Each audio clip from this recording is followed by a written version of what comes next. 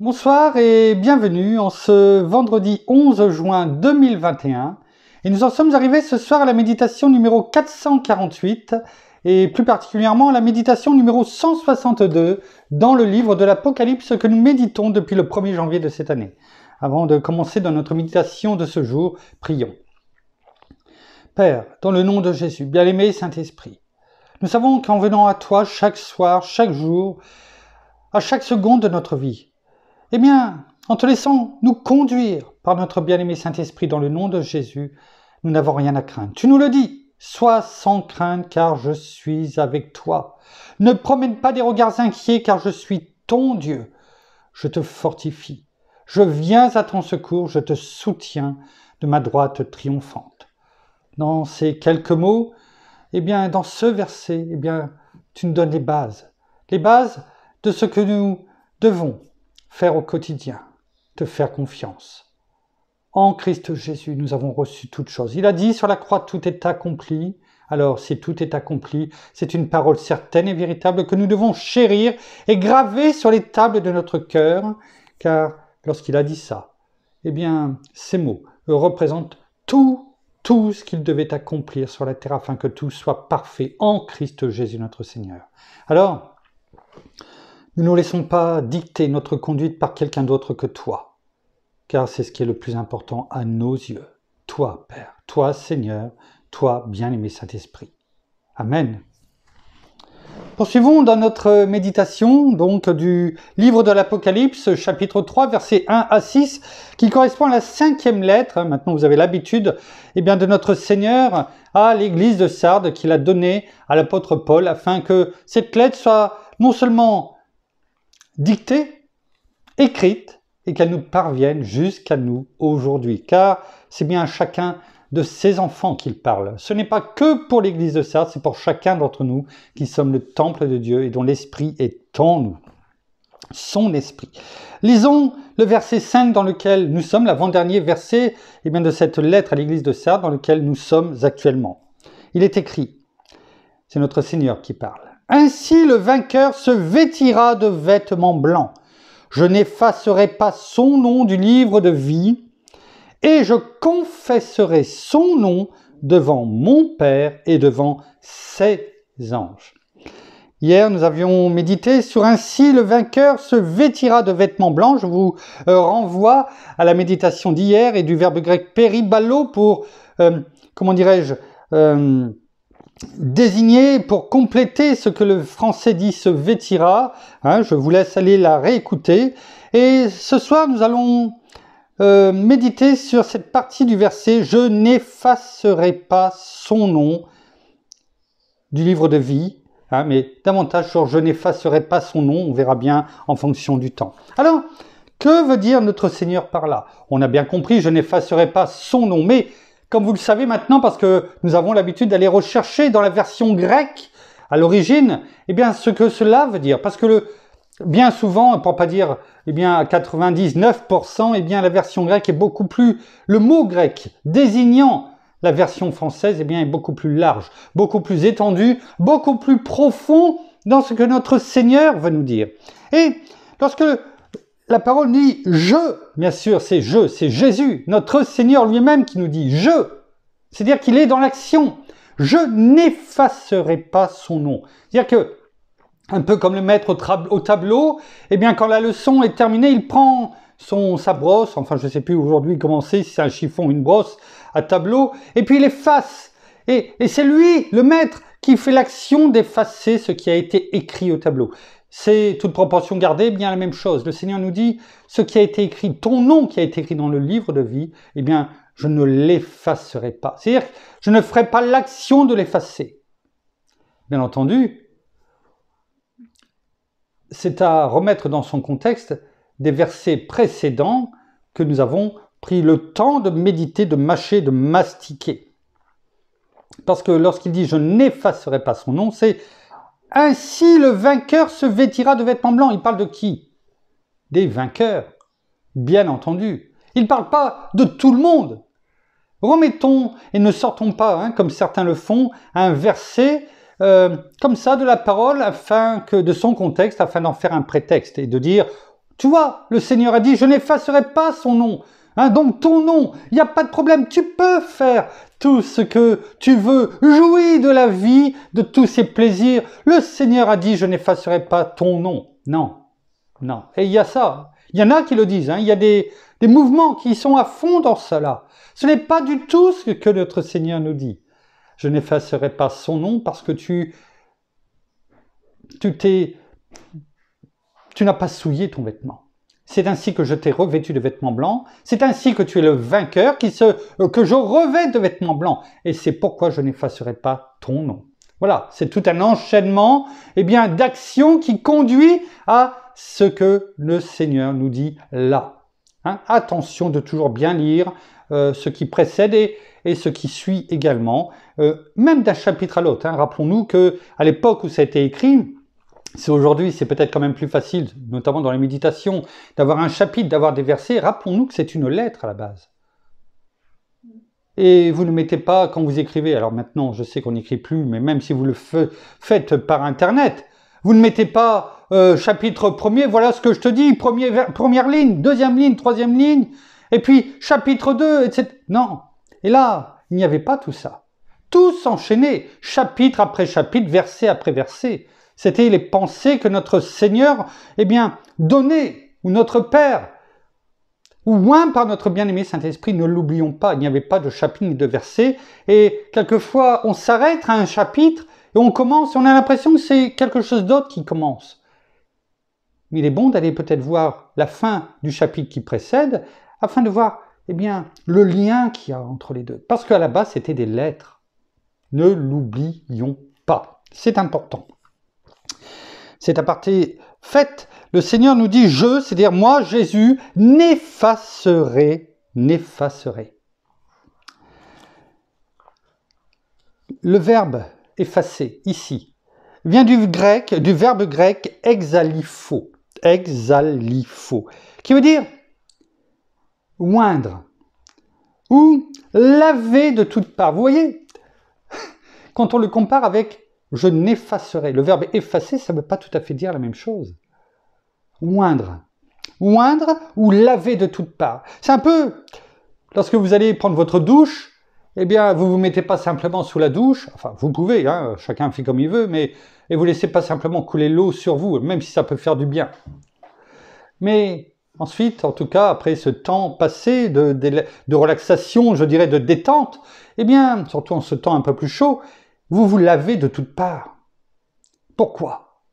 Pour effacer ou retirer toute la sueur, la crasse, entre guillemets, enfin la saleté, peut-être pas les dire jusque la crasse quand même, ça serait peut-être pousser le bouchon un peu trop loin, mais quelque part c'est cela, c'est frotter, afin de retirer toute impureté, hein, toute poussière, parce que suivant le travail que vous avez fait, toute transpiration peut-être et certainement, afin de non seulement d'être propre de toutes parts, mais aussi de sentir bon, pour soi, mais aussi pour les autres.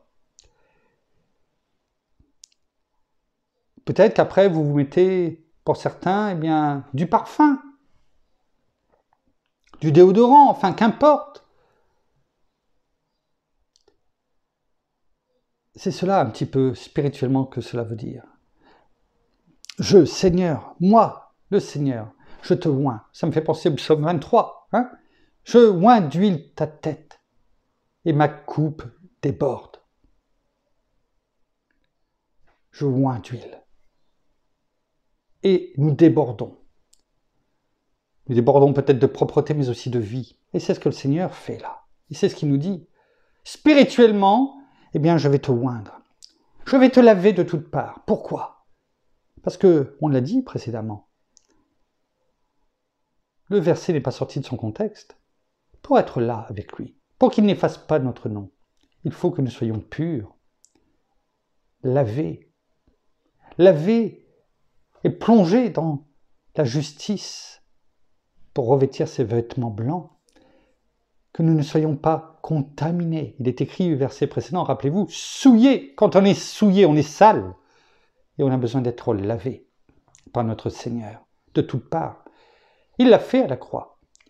Et si nous venons à lui, nous le recevons comme Seigneur et Sauveur de notre vie, si nous nous laissons justifier par son sang précieux, parce que c'est ce qu'il a fait à la croix. Il nous lave. Il nous brise nos chaînes de l'esclavage dans lesquels nous étions. C'est ainsi que nous pouvons marcher, haut la tête haute, non pas en vantardise, en orgueil, mais en humilité. Pas en baissant la tête, en étant humble, certes, mais cela ne veut pas dire en baissant la tête. Parce que nous savons qui est-ce qui nous relève. Je puis tout par Christ qui me fortifie. Cela ne veut pas dire que nous devons baisser la tête, honteux, car c'est notre Seigneur qui nous a justifiés, qui nous a lavés, qui nous a rendus purs, qui nous a lavés de toutes parts et qui oint d'huile notre tête, afin que nous débordions de la plénitude de vie de Christ en nous, car il est en nous et nous sommes en lui. C'est ainsi que nous pouvons porter beaucoup de fruits, car sans lui, nous ne pouvons rien faire. C'est tout cela qui apparaît dans le verbe effacer et dans cette version grecque, exalipho. Vous voyez, c'est toujours beaucoup plus profond que simplement la traduction française. C'est pour ça qu'il est bon de prendre notre temps. Exalipho, eh bien, vient de la préposition grecque ek, qui veut dire hors de. C'est-à-dire que le Seigneur nous fait passer, il nous retire, il nous fait passer du royaume des ténèbres au royaume de sa lumière, hors des ténèbres pour le royaume de sa lumière. Il nous fait passer de cet état de rebelle que nous étions à quelqu'un de soumis, non pas à l'ennemi, mais à Christ Jésus notre Seigneur. Il nous fait passer hors de cette souillure à ce vêtement blanc, si nous le souhaitons, si nous persévérons, car il y a bien sûr toujours cette condition. Le Seigneur est là, il nous donne toutes choses. Notre Père nous le dit, notre bien-aimé Saint-Esprit est en nous pour nous conduire, nous aider. L'armée angélique a été créée pour venir au soutien de ceux qui doivent hériter du salut. Nous, enfants de Dieu, ambassadeurs de Christ, nous avons toutes choses en nous. C'est vrai que quelquefois cela peut être dur à le comprendre, avec tout ce que l'on voit autour de nous, mais c'est la réalité. C'est la stricte réalité. Et c'est pourquoi il est bon de le rappeler chaque jour, de nourrir notre foi en Christ Jésus, et non pas de nourrir les doutes, l'ennemi. Ek, hors de. Et aussi la deuxième partie, bien de alipho, ek alipho, qui veut dire oindre, on l'a dit, mais aussi parfumer, on en a parlé, embaumer. Vous savez, un petit peu comme, le vendredi, donc, quand notre Seigneur a été crucifié et qu'il a été descendu de la croix, qu'il n'avait plus le temps, ils ont été le mettre au tombeau et ils ont dit on n'a pas le temps. La nuit tombe et c'était le jour du sabbat et ils n'ont pas pu revenir le samedi pour faire quoi? Pour l'embaumer, lui mettre toutes ces senteurs, pour que le corps sente bon. Vous voyez, ça représente un petit peu tout ce que nous avons dit ce soir. Et ne sont venus que le dimanche matin, le premier jour de la semaine pour les Juifs. Et là, tiens, comme de par hasard, le Seigneur n'était plus là. Il était hors du tombeau, hors de. L'embaumement, hors de. Voilà ce que veut dire le verbe effacer dans sa version grecque, exalipho. Nous allons prendre, pour terminer, deux versets pour en parler, pour le montrer ce que la parole nous dit dans Actes chapitre 3. Actes chapitre 3, verset 19. Il est écrit, Actes chapitre 3, verset 19, la promesse encore, une promesse divine, il est écrit « Repentez-vous donc et convertissez-vous pour que vos péchés soient effacés. » Vous voyez, Notre Seigneur est tellement bon qu'il nous dit « Je n'effacerai pas ton nom ». Pourquoi? Parce que, et là, la marche à suivre est claire. Est claire. Repentez-vous donc. Le fil rouge de tout ce que nous avons vu depuis le premier verset pratiquement du livre de l'Apocalypse, depuis le 1er janvier. Repentez-vous donc, c'est la première chose à faire, et convertissez-vous, c'est recevez. Viens te repentir, et laisse-moi te remplir, te oindre de ma justice, de mon amour, de mon esprit en toi. Laisse-toi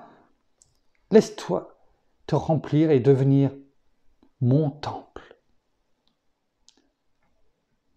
Repentez-vous et convertissez-vous pour... Donc, quand vous entendez certains dire, on va pas tirer toujours sur l'ambulance, viens me confesser tes péchés. Va réciter telle ou telle chose et tes péchés sont effacés. On ne doit pas forcément lire la même chose dans la parole de Dieu. Pourtant, cela me paraît clair. Repentez-vous donc et convertissez-vous pour que vos péchés soient effacés. C'est la promesse divine. Eh bien, le pardon du péché, il n'y en a qu'un. Il n'y en a qu'un qui peut pardonner. Un seul. Christ, notre Seigneur. Il est même écrit au verset 20, donc c'est-à-dire que lorsque tu t'es repenti, lorsque tu t'es converti et que tes péchés sont effacés, il est dit au verset 20, afin que des temps de rafraîchissement, on parlait de douche tout à l'heure, de parfum, des temps de rafraîchissement viennent de la part du Seigneur. Non pas d'un homme, du Seigneur. Et qu'il envoie celui qui vous a été destiné, c'est qui? Le Christ Jésus, en nous. Voilà la marche à suivre. Quelquefois cela paraît simple, mais elle est là, décrite, noir sur blanc. Regardons maintenant ce qui est écrit pour terminer dans Colossiens, chapitre 2, au verset 14. Colossiens, chapitre 2, verset 14. On va même prendre le verset 13 aussi pour bien comprendre, parce que autrement ça s'enchaîne. Et c'est la suite de ce que l'on vient de dire. Lorsque tu es venu, tu t'es repenti, tu t'es converti, que tes péchés ont été effacés et que tu as ce temps de rafraîchissement, eh bien, la parole nous dit dans Colossiens 2, versets 13 et 14, et même 15, allons-y. Vous qui étiez morts, c'est-à-dire que, entre-temps, tu as fait ce que nous venons de lire dans le livre des Actes. Vous qui étiez morts par vos offenses et par l'incirconcision de votre chair. Il vous a rendu à la vie avec lui. C'est-à-dire qu'il a fait de vous un homme, de toi, de moi, un homme nouveau. Comment? Par sa résurrection, par l'œuvre de la croix. Il vous a rendu à la vie avec lui, en nous faisant grâce pour toutes nos offenses. Il a tout pris sur lui. Il a souffert par tout ce qui était avant. Et par ses meurtrissures, nous sommes guéris, certes. C'est un fait, c'est factuel, ça c'est une certitude. Mais il a aussi tout pris à la croix. Il n'y a pas qu'avant, il y a aussi pendant. Il y a bien sûr ces clous, cette souffrance incroyable sur la croix. Il y a aussi tout ce qu'il a pris spirituellement. Nos péchés, nos malédictions, le regard détourné de notre Père, de lui. Lui qui ne vivait sa vie chaque seconde qu'avec le Père en lui. Quand un père détourne ses regards de ses enfants et que quelque part cela sous-entend « Eh bien, je ne te regarde plus, je ne veux plus te voir, je ne t'aime plus, parce que ça me dégoûte ce qu'il y a sur toi. » Parce que c'était ça, notre Père a détourné son regard tellement il était dégoûté de voir ce qui le péché, la malédiction, nos péchés, nos malédictions sur son Fils. Voilà ce qu'il a subi. C'est physique, c'est moral, c'est spirituel. Il est écrit, verset 14, il a effacé le contraire de ce qu'il nous dit dans ce verset 5 de livre de l'Apocalypse, chapitre 3. Il a effacé l'acte rédigé contre nous. Par qui? Par Satan. Lorsque Adam et Ève ont chuté, il a repris des droits sur nous parce que la mort et les péchés est entrés dans le monde. Il a effacé l'acte rédigé contre nous et dont les dispositions nous étaient contraires. Il l'a supprimé. Comment? En le clouant à la croix. C'est-à-dire que l'ennemi a été cloué, le vieil homme a été cloué à la croix. L'ennemi a été cloué à la croix avec Christ notre Seigneur. Ne l'oublions pas. Il le dit dans le verset 15 pour terminer. Il a dépouillé quoi? Les principautés, les pouvoirs, l'ennemi, que l'on retrouve détaillé dans Éphésiens 6, versets 10 à 18. Et les a publiquement, parce que tout le monde voyait notre Seigneur. C'est cela que ça veut dire. C'était une route de grand passage. Lui qui était nu sur la croix et qui a tout subi. Mais comme ça a été cloué à la croix, l'ennemi a été cloué à la croix. Il les a publiquement également, livrés en spectacle, au travers du corps de notre Seigneur qui était sur la croix. Ce n'était pas que lui, c'était aussi l'ennemi qui était cloué à la croix. Il les a cloués et il les a livrés en spectacle. Oh, l'ennemi ne va pas se vanter sur cela. Il voudra toujours faire passer Christ en premier. Il passe en premier. Mais dire, tu vois, hein, voilà, tu as vu ce qu'il a subi. Mais il ne dira pas que lui aussi a été cloué à la croix, parce que la croix, c'est le lieu de la victoire. En triomphant d'eux, pas en gagnant. Gagner, c'est une chose. On peut gagner une bataille, mais pas la guerre. Mais là, il a triomphé. Quand on triomphe, c'est fini. La bataille est terminée. Les armes ont été déposées. Il n'y a plus d'ennemis. En triomphant d'eux, comment? Par la croix. On revient toujours au même. La croix doit être au centre de notre vie. C'est pourquoi le Seigneur nous dit que chacun doit aussi porter sa croix, pour nous rappeler aussi toute cette œuvre et ce lieu de victoire et où l'ennemi a également été mis sur la place publique. Alors vous voyez, je n'effacerai pas son nom. Notre Seigneur non seulement nous a fait la promesse qu'il n'effacerait pas son nom si nous respectons les conditions qu'il nous a données, parce qu'il a déjà tout fait pour nous. Il a déjà tout fait. Il a effacé, oui, quelque chose, mais pas notre nom. Il a effacé tous nos péchés. Tout le vieil homme que nous étions. Alors il n'a pas fait une chose pour faire le contraire derrière, sauf si, et on le verra demain, le pourquoi. Merci Père, merci Seigneur, merci bien-aimé Saint-Esprit, une fois de plus, pour ce que tu nous as permis, encore, de dire ce soir, de comprendre, oh, que ton amour est grand, que ton enseignement, nous fait du bien, nous nourrit au quotidien, nous en avons tellement besoin. Non seulement parce que nous t'aimons, mais parce que nous voulons comprendre ce que tu nous dis et surtout le graver sur les tables de notre cœur afin de le mettre en pratique au quotidien. Oh, que ta parole est douce à notre palais. Merci. Nous terminons par la prière. Non, merci Seigneur, encore ce soir, encore pour la parole, merci encore pour ton enseignement et surtout merci encore pour ton amour. Nous voyons combien ton amour est grand pour chacun d'entre nous. Merci pour la victoire à la croix que tu as accomplie. Merci parce que par toi, l'ennemi a été cloué à la croix également. Et merci pour tout ce que tu fais pour chacun d'entre nous.